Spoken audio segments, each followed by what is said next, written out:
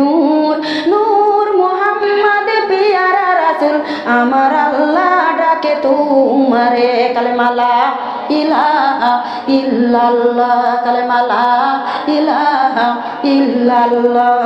কালেমা পড়ে কে রে বান্দা, কালেমা পড়ে কে? এই কালেমা ধাক্কা মারে আল্লাহর আরশে।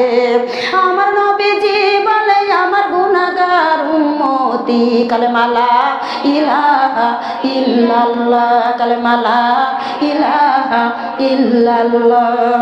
আলিফেতে আল্লাহু কলবেতে নূর, আলিফেতে আল্লাহু কলবেতে নূর নূর মোহাম্মদ পিয়ারা রাসূল আমার আল্লাহ ডাকে তোমারে কালেমা লা ইলাহা ইল্লাল্লাহ কালেমা লা ইলাহা ইল্লাল্লাহ। কুরআন পড়ে কে রে বান্দা, কুরআন পড়ে কে? এই কুরআনের অক্ষর যাই রে আল্লাহর আরশে। আমার নবীজি বলে আমার গুনাহগার উম্মতি কালেমা লা ইলাহা ইল্লাল্লাহ কালেমা লা ইলাহা ইল্লাল্লাহ।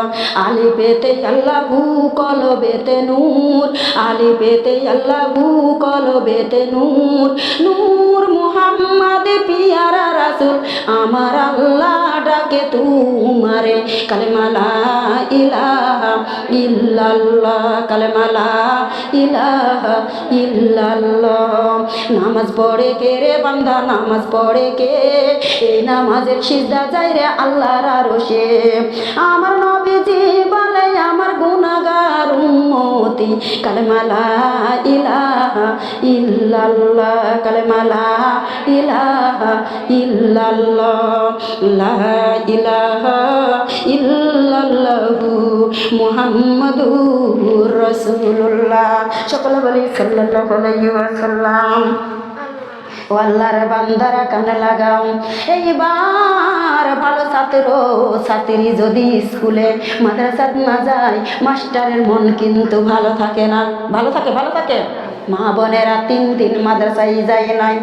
মাস্টার আবু ইউসুফের বাড়িতে চলে এসেছে, ডাক দিয়ে বলে আবু ইউসুফ কেন আমার মাদ্রাসাতে যাও নাই, কেন মাদ্রাসাতে যাও নাই? এবার বলেছে হুজুর, হুজুর গো আমার মা বাবা গরিব, আমাকে বেতন দিতে পারবে না, তাই আমি আর মাদ্রাসাতে যাব না। এইবার হুজুর ডাক দিয়ে বলে আবু ইউসুফ আমাদের বেতন লাগবে না, বিনা টাকায় তোমাকে শিক্ষা দিব, তাও আমার মাদ্রাসাতে আসো। সুবহানাল্লাহ। তাও তুমি আমার মাদ্রাসাতে আসো। মা বোনেরা পরের দিন এবার আবু ইউসুফ বলছে হুজুর যান কালকে যাব।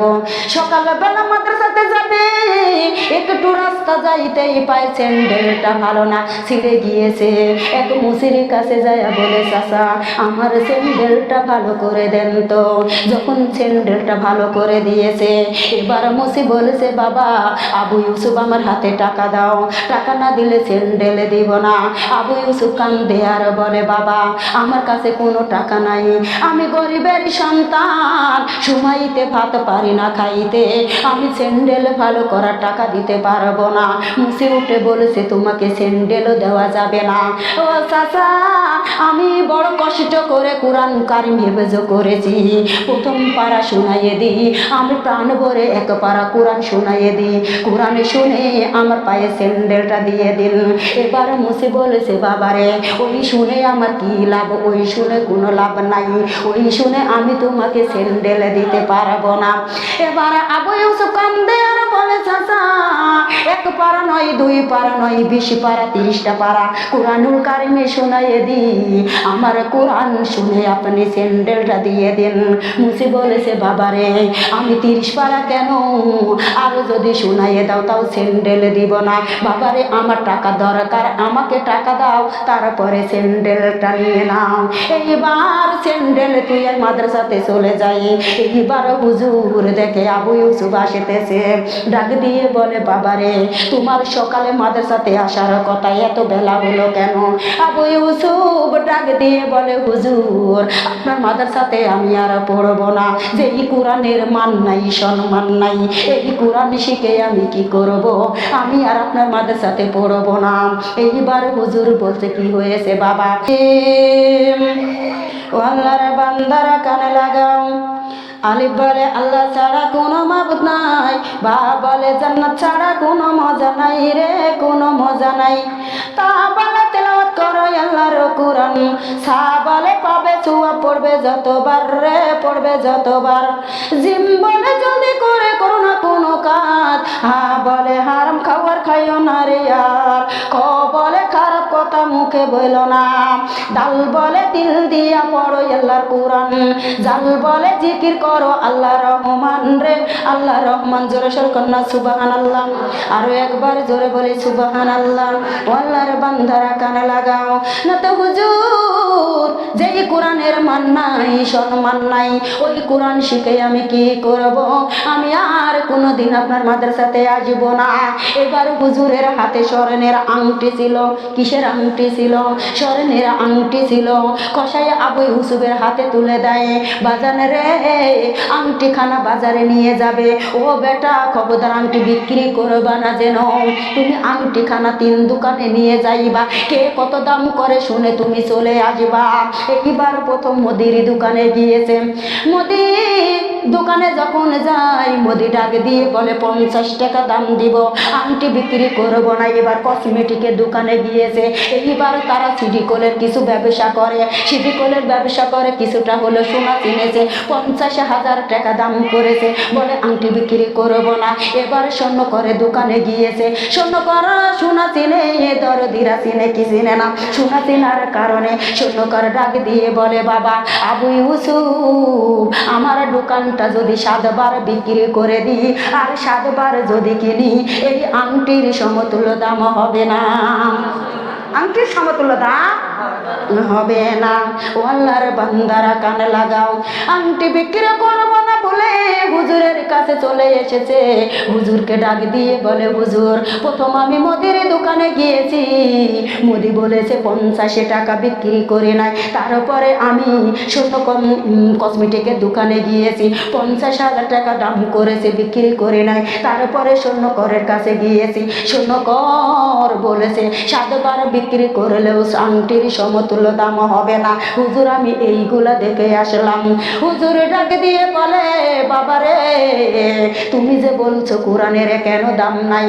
বাবা যে তুমি মুদির দোকানে গিয়েছো, উনি তো তেল লবণ তরি তরকারি বিক্রি করে, সোনার মর্যাদা বুঝে না, যার কারণে 50 টাকা দাম বলেছে। তুমি যে কসমেটিকের দোকানে গিয়েছো, ওরা কিছুটা সিডিকলের ব্যবসা করে, কিছুটা হলে সোনা চিনে, যার কারণে 50,000 টাকা দাম করেছে। তুমি যে স্বর্ণকারের কাছে গিয়েছো রে বাবা, স্বর্ণ করে সোনা চিনার কারণে 7 বার দোকান বিক্রি করলেও এই আংটির সমতুল্য দাম হবে না।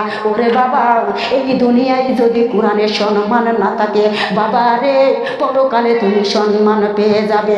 তুমি 1 পারা 10 পারা 30 পারা কোরআনে কেন শোনাইয়ে দিবে বাবা?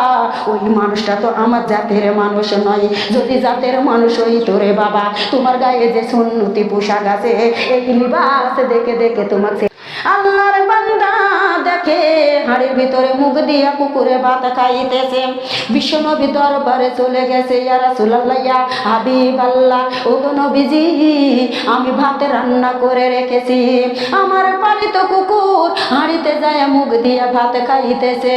আল্লাহ নবী গো, ওই ভাতটা কি আমার জন্য জায়েজ? মা বোনেরা, এবার সাহাবা বাড়িতে এসে দেখে পালিত বিড়াল ওই হাঁড়িতে মুখ দিয়ে ভাত খাইতেছে। সাহাবা আবার নবীর কাছে যায়, যায় ডাক দিয়ে বলে, ইয়া রাসূলুল্লাহ ইয়া হাবিবাল্লাহ, ওগো নবীজি বিয়াদবি মনে করবেন না, আমি বাড়িতে যায়া দেখি আমার পালিত বিড়াল হাঁড়িতে মুখ দিয়ে ভাত খাইতেছে, ওই ভাতটা কি আমার জন্য জায়েজ? কথা বলেন। ও আল্লাহর বান্দারা কান লাগাও। এইবার আল্লাহর সাহাবা বাড়িতে এসে দেখে হাঁড়িতে নেবে নামাজি মহিলা হাঁড়িতে নে ভাত বেড়ে নিতেছে। মহিলাটা জানে না কুকুরে মুখ দিয়েছে, বিড়ালে মুখ দিয়েছে। এবারে সাহাবা আবার রাসূলের কাছে চলে যায়, ডাক দিয়ে বলে, ইয়া রাসূলুল্লাহ ইয়া হাবিবাল্লাহ, ওগো নবীজি বিয়াদবি মনে করবেন না, অন্যায় মনে করবেন না, আল্লাহর নবী আমি আবারও আসতেছি। কুকুরে মুখ দিয়েছিল, 7 ধোয়া দিয়ে জায়েজ করে দিয়েছেন, বিড়ালে মুখ দিয়েছিল 3 দুয়া দিয়া জায়েজ করে দিয়েছেন।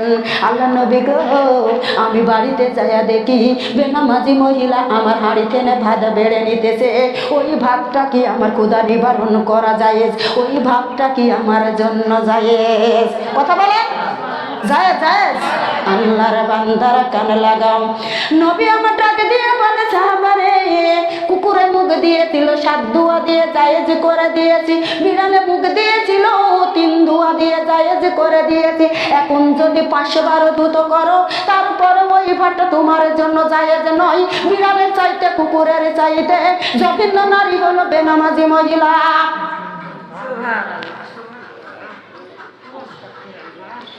আল্লাহর বান্দারা কান লাগাও, একটু মনোযোগ লাগাইয়ে শোনো। কেমন করে নামাজ ছেড়ে দিয়েছো, কেমন করে পর্দা ছেড়ে দিয়েছো। তোমার না আল্লাহ পাক রব্বুল আলামিন সুন্দর করে বানাইছেন। নামাজের জন্য, পর্দার জন্য আল্লাহর কাছে যায় জবাব দেওয়া লাগবে, লাগবে কি লাগবে না? কি জবাব দিবে গো মা? আমার আল্লাহ দুনিয়া দেখার জন্য পাঠিয়ে দিয়েছেন, বাড়ি গাড়ি করার জন্য পাঠিয়ে দিয়েছেন। মা গো, কবরে তুমি থাকবা, অন্ধকার কবরটা সাজানো দরকার আছে না নাই? কি দিয়া সাজাইবে? গিবত দিয়া সাজাইবে, চগলখুরি দিয়া সাজাইবে, অন্যায় অত্যাচার কাজে দিয়া সাজাইবে। কি দিয়া সাজাইবে? ওই কবরটা সাজাইতে হবে কোরআন দিয়া, ওই কবরটা সাজাইতে হবে নামাজ দিয়া, ওই কবরটা সাজাইতে হবে আমল দিয়া। কি দিয়া সাজাবেন?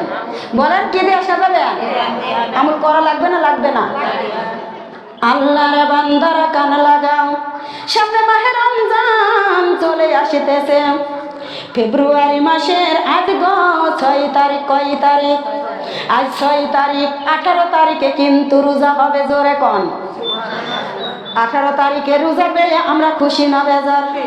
এখন এই রোজা কার ভাগ্যে জুটবে, কার ভাগ্যে জুটবে না, কারো বলার ক্ষমতা আছে নাকি? আপনারা এখানে বসে আছেন, আপনারা ঘর পর্যন্ত যেতে পারবেন, হাতে গ্যারান্টি আছে? বলতে পারবেন? আপনারা গো কেমন করে নামাজ ছেড়ে দিয়েছেন, কেমন করে পর্দা ছেড়ে দিয়েছেন। একটু মনোযোগ দিন, মনোযোগ লাগাইয়ে শুনুন। ও আল্লাহর বান্দারা, দেখেন কত কষ্ট করে ইসলাম রেখে গিয়েছে।